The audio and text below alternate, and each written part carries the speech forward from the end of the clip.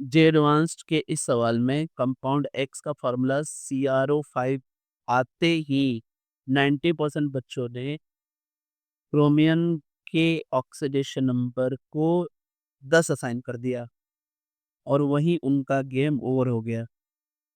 Chromium कभी +6 से ऊपर नहीं जाता है।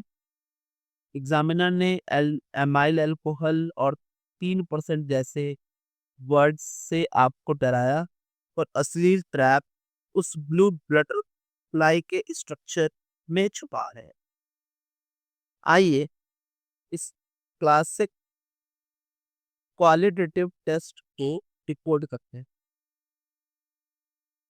फर्स्ट ऑफ ऑल एक बार क्वेश्चन में रीड कर देता हूँ कि an acidified solution of potassium chromate was layered with an equal volume of amyl alcohol when it was shaken after the addition of 1 ml of 3% H2O2. A blue alcohol layer was obtained. The blue color is due to the formation of chromium +6 compound X. What is the number of oxygen atoms bonded to chromium through only single bond in the molecule of X? तो first of all मैं आपको बता दूं कि यहाँ पर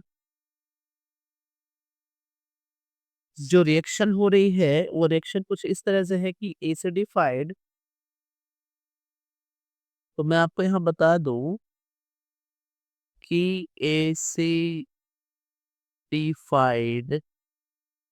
K2CrO4 जो है वो H2O2 के प्रेजेंस में फॉर्म्स ब्लू कंपाउंड। अब ये ब्लू कंपाउंड क्या है? तो ये जो ब्लू कंपाउंड है ये है CrO5, है ना। अब समझने वाली बात ये है कि यहाँ पर एक रिएक्शन जैसी होती है। होता क्या है हमारा कि CrO4 2- जो है वो एसिडिक मीडियम में कन्वर्ट होता है Cr2O7 2- में प्लस H2O में, है ना, इसके 2 मोल को लेकर के फिर यही Cr2O7 2- फिर H2O2 के साथ रिएक्शन करके, है ना, एसिडिक मीडियम में ही ये बनाता है CrO5 प्लस H2। इसको बेसिक बैलेंस जो आप है ना आयन इलेक्ट्रॉन से कर सकते हैं, लेकिन नंबर से याद मत करें, है ना। नंबर याद करेंगे तो फिर आप जो बेसिक कंसेप्ट है, जो कौन कौन से चीजें होनी चाहिए वो सब भूल जाएंगे, है ना। तो हालांकि हमारा ये क्वेश्चन बैलेंसिंग का नहीं है ना। फिर अब हम क्यों एमाइल अल्कोहल यूज करते हैं ये भी इम्पोर्टेंट है ना। तो if this reaction is done purely in aqueous medium, in aqueous medium, the CrO5 is highly unstable,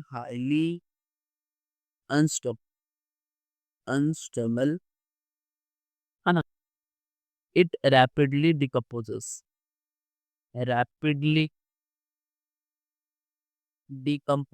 है ना। अब ये डिकम्पोज हो जाता है और एक्वस मीडियम में रहे तो हमने क्या किया कि हमने एमाइल अल्कोहल भी लिया है एज अ सॉल्वेंट, है ना। ठीक है, decomposes,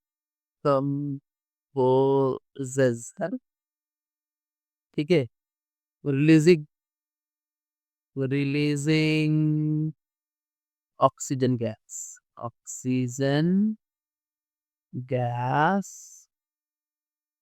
and the chromium form +6 to chromium form +6 to +3 state क्या रिएक्शन होती है वो देखिए।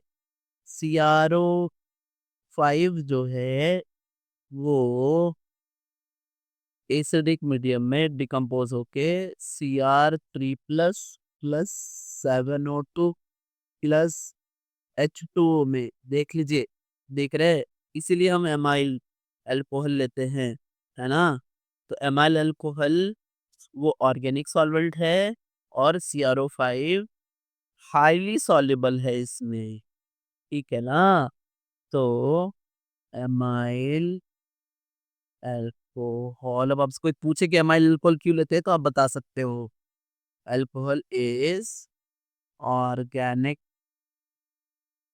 सॉल्वेंट एंड CrO5 हाईली, है ना, सॉल्युबल इन इट।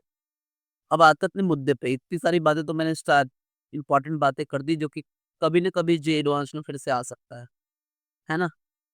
तो क्या खास बात है अब हमने बताना है कि इसका स्ट्रक्चर। अब देखो, जो CrO5 है, अगर नॉर्मल ऑक्सीडेशन नंबर निकाले ना इसको x मान करके, तो x +-2 into 5 is equals to 0, x equals to आ जाएगा +10। अब ये जो प्लस चिन्ह आया है ये तो हमारे काम का नहीं, क्योंकि ऑक्सीडेशन नंबर +8 से ज़्यादा नहीं हो सकता। प्लस चिन्ह आ गया है, वो प्लस चिन्ह आ गया है तो इसका मतलब ये है कि हाँ पेरोक्साइड लीकेज है। और वो पेरोक्साइड लीकेज कुछ ऐसा है, इसीलिए ब्लू बटरफ्लाई मैंने स्टार्टिंग में ही बोला था, इसका कलर ब्लू होता है और ये ब्लड बटरफ्लाई की तरह स्ट्रक्चर है, बटरफ्लाई के जैसा स्ट्रक्चर है ब्लू बटरफ्लाई मैंने बोला था। तो अब आप देखिए कि सिंगली बॉन्डेड कितने कितने हैं, तो सिंगल बॉन्डेड 1 2 3 4 हैं, वो तो डबल बॉन्ड है वो वाला लास्ट वाला, तो ये है ना सिंगल बॉन्ड है, तो आंसर तो हमारा हो जाएगा 4, आंसर होगा 4। ठीक है, तो गोल्डन रूल ये है, गोल्डन रूल ये है कि जो ब्लू रिंग फॉर्म होती है वो ब्लू रिंग सिर्फ और सिर्फ CrO4 2- से नहीं, सिर्फ इससे ही नहीं, Cr2O7 2- से भी हो सकती है ना। दोनों बातों से हो सकती है, तो ये याद रखेंगे, है ना स्टूडेंट्स। Thanks subscribe for